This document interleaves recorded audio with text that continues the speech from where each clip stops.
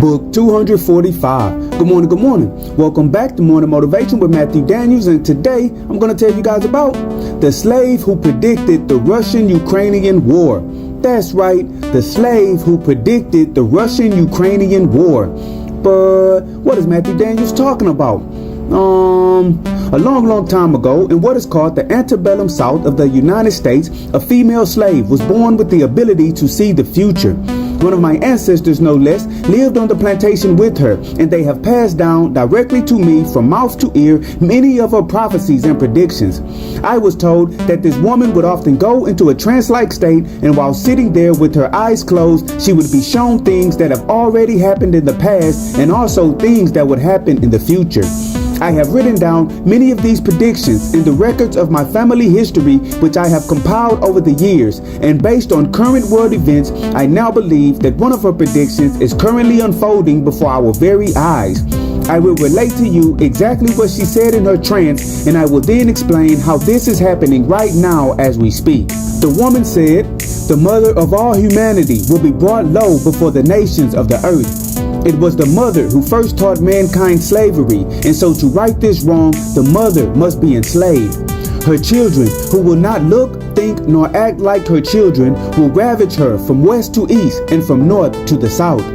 This time period of the mother's judgment will last for thousands of years, and it will only end when the great bear, forged in ice and blood, shall rise up to break the backs of her children who shall persecute her. This great bear will know war and embrace battle, and it will be a war of this great bear that will be the sign that the end of the mother's judgment is near. Two leaders who are called by the same name, who are both the bear, yet one is not the bear, will fight a great war while the world watches. The great bear, which was forged in ice and blood, shall win this war, and then the judgment of the mother will be complete.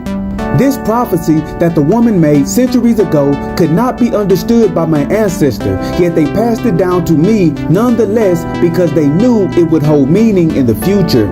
I can now see that the mother of all humanity is what we call today Africa, and over the millenniums, through colonization, conversion to outside religions, and slavery, Africa has been brought low before the nations of the world. These other nations, who are the biological children of Africa, have ravaged Mother Africa for thousands of years, and it would seem, based on the prophecy, that Africa was the first to ravage and enslave other groups, quite possibly neighboring tribes, or even maybe the other hominids like Neanderthal and Denisovan. When the woman spoke of the great bear being forged in ice and blood, I am sure this is a reference to Russia, and the two leaders called by the same name are no doubt Vladimir Zelensky and Vladimir Putin, whose two first names are eerily similar.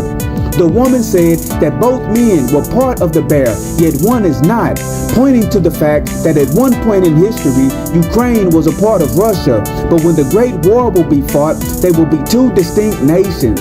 I am convinced that these things spoken of by a slave woman on a plantation in the South were speaking directly about the Russian-Ukrainian war, and it is this war which will mark the beginning of the end of the judgment of Africa.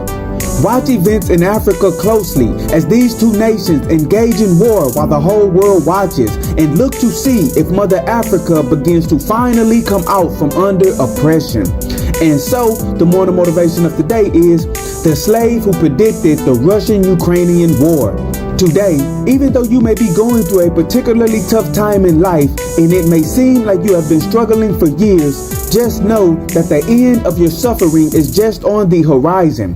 Sometimes our own bad behavior is the reason why we must go through a particular trial, and after we atone and change our ways, we will be blessed with abundance and prosperity.